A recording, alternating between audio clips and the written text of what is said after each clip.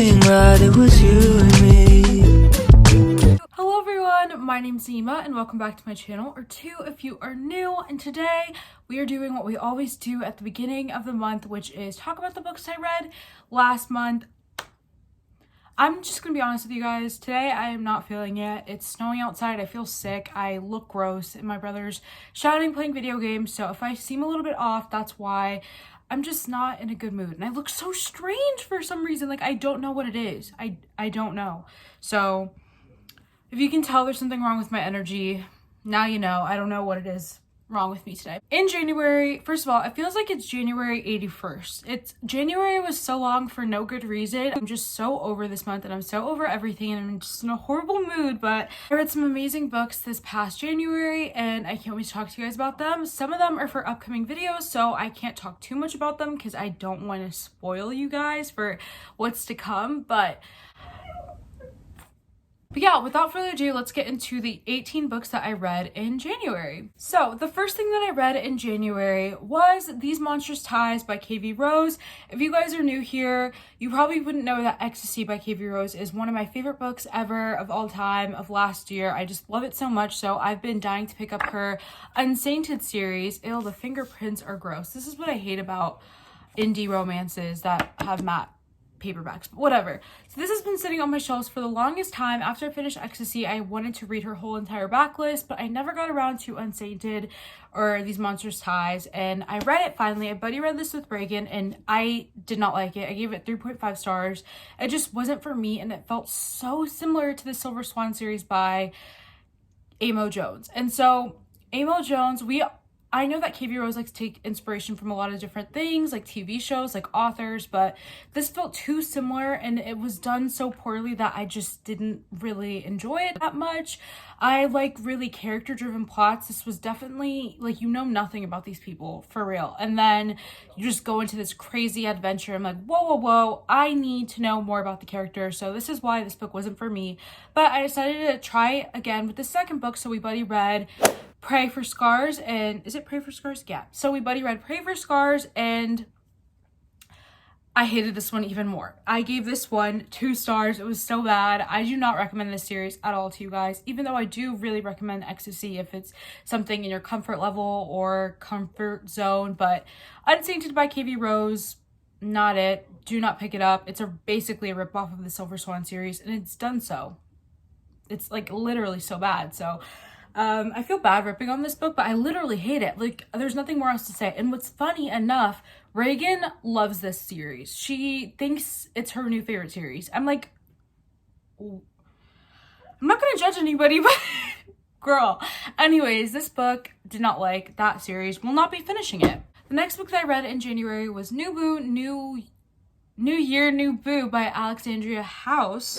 I gave this one 5 stars. I thought it was so much fun. It basically is about this girl, and she's going to a holiday party for her job. It's hosted by one of her coworkers, and she is going there. She doesn't really like to hang out with her coworkers because they're just kind of do too much for her, and she only really likes the other black person at the company, and it's a guy, and they're friends. They play around a lot, and it's very short. I think this one was like 80 pages or something like that, but I really enjoyed it. They go to this house, they were put into this situation, and they needed to start fake dating in order to act unbothered by one of the guests. That's all I'm gonna say. Don't want to spoil it, but it was really cute. I gave it 5 stars, super fast. It was basically what I needed. Then after reading that horrible book, I needed this. The next book that I read in January was Get a Life, Chloe Brown by Talia Hibbert. I read this as well as 2 other books for my Reading Popular Romances vlog, where I read a bunch of traditionally published romances. So I won't be repeating all my feelings. Just know that I love this book, and it was an instant 5 stars. I will have that video linked down below if you want to know more of my thoughts on Get a Life, Chloe Brown, but I don't want to have 2 videos of me just gushing over this book and ranting about how much I love it. So Get a Life, Chloe Brown, 5 stars, loved it. It will be linked in the cards and down below. And then I read The Hating Game also for that video. I rated this one 4 stars. I thought it was super cute and super fun. And then I read The Kiss Quotient, which I also loved. This one was 5 stars, and it just warmed my heart. It was so cute, and I loved it. Again, that vlog will be linked down below and in the cards. I just do not feel like repeating myself right now, so The Kiss Quotient. And then I read Go Deep by Rosie Adams. This is one that I've heard talked about a lot as well. I also mentioned it in my Kindle Unlimited haul. I loved Go Deep so much. It just warmed my heart. It's basically about this writer. She's an erotica writer and she has been celibate for over a year, and her fans and readers are finding her plot lines to be boring and dull, and she agrees with them. She isn't feeling what she's writing right now. And so to cultivate inspiration, she inquires help from one of her good friends, her best friends. He's a guy, and she asks for help to inspire her for her erotica books. And yeah, basically it's friends to lovers, and it was super cute and super fun. This is how you do friends to lovers, people. This is how you do it. And then I read A Court of Wings and Ruin by Sarah J. Maas. I have a whole reading vlog out for this, for a series that I'm doing on my channel where I read each of the A Court of Thorns and Roses books, and for the first time on my channel. So I have the vlog up for that. I'll link it down below and in the cards. And I really enjoyed this book. I thought it was my favorite in the entire series, and I cannot wait for A Court of Silver Flames. And this was amazing. I loved it. I loved it so much. So check out the vlog if you haven't already. The next book that I read was Untouchable by Sam Mariano. This one is definitely taboo, and I kind of enjoyed it, kind of didn't. I don't really know how to feel about this book, but basically Untouchable is about this girl, and she just got a football player kicked off of the football team after he sexually assaults her. And when you live in Texas, you don't mess with football, apparently. And so her whole school starts hating on her and bullying her. The quarterback of her school's football team starts to set his eyes on her and want to know her. And basically, he sexually assaults her. So if you don't want to read about a romance between a hero who sexually assaults the heroine, then I wouldn't recommend picking this book up. It's definitely taboo. It made me quite uncomfortable. I ended up still really liking it. I think I just rated it on enjoyment because, I don't know, it was strange. Like, I didn't really like this book, but I did. It was so weird, and they kept having the same fight over and over again and the same hypothetical situation. I don't know. It really messed up my mind, and I ended up liking it for some reason. I gave it 4 stars. So definitely know the triggers before you go into this, because I would hate for you to read something that you aren't comfortable with. So Untouchable by Sam Mariano, 4 stars for me. Let me know if you've read it. I'm curious to know people's opinions on this book. I know a lot of people DNF it and don't even give it a chance after that first opening scene, and yeah, let me know what you guys thought. Also in January, my friends like to say that I discovered the library as a joke. No, I did not just discover the library, but this is the first time that I've gone in like 2 years, and I just got so excited. And I'm basically obsessed with the library now, and I'm currently broke. And if you saw my unread books video, you would know that I'm on a huge book buying ban. I tried to tackle my physical unread books TBR. So I've been going to the library a ton. Basically, you have like the holds. I'm sure all the libraries are the same, and I go and pick it up.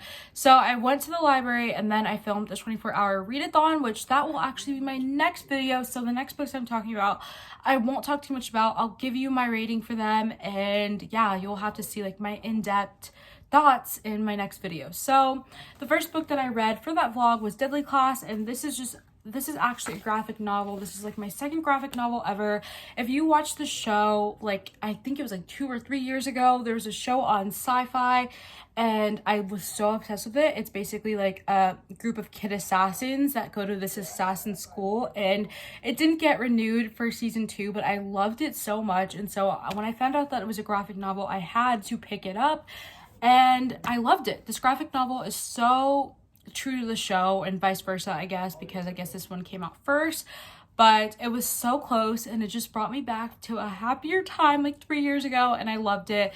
And also, fun fact, if you didn't know, Lana Condor, she was in the show before it got canceled, and then she joined the To All the Boys I've Loved Before. So I read the first volume. I definitely want to read the second volume. This just warmed my heart and took me back. And then also for that video, I read My Year of Rest and Relaxation by 𝓫𝓸𝓬𝓲𝓪, and this is probably going to be my favorite book ever I've ever read in my life. If you've read this book, you're probably like, why? I don't want to like say, honestly, I'm just gonna say, you need to have a specific kind of taste to enjoy this book. When I was looking at reviews, they really were shitting on her as a person, and whenever I'm reading about a bad character or an unlikable character, I usually really enjoy the book. And this book is basically about this girl who wants to sleep all day, and she wants to sleep for an entire year, drug-induced coma, if you will.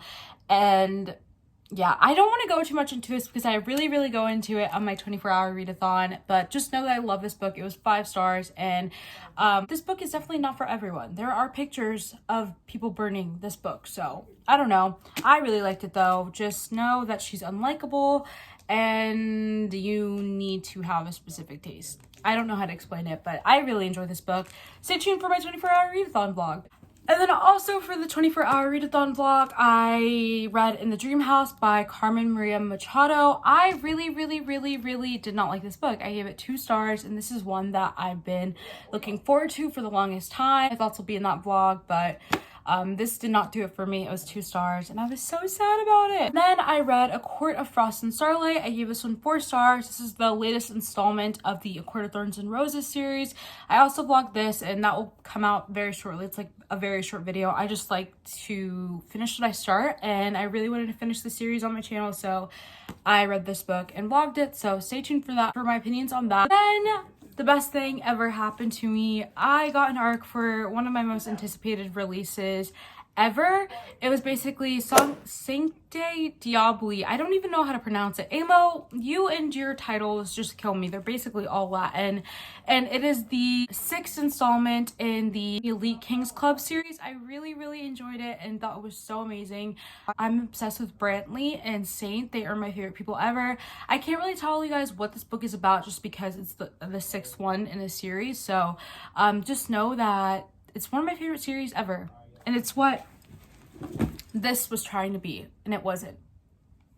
I read Thoughtless by S.E. Stevens. This is one that's been on my TBR for a while, but I finally got around to reading it. I found the audiobook and I was like, let me crack this out of the way. But this is actually like a trilogy, and then also it has like some side character books. I think I'm only gonna read this book because it left off on a happy note. Unless I'm missing this world and the characters again, this will probably be the only book that I read. I did really enjoy it, but I'm just happy with where it left off and the ending that we got. So I don't know. I don't think I'm going to pick the second book up anytime soon. But Thoughtless involves cheating. Just know that instantly, because I already know people hate cheating when it comes to romance books. And there's tons of cheating in this. Emotionally, physically, it's intense, but it was so good. And I cried. It was so emotional. Like, I felt like my heart was breaking in this book.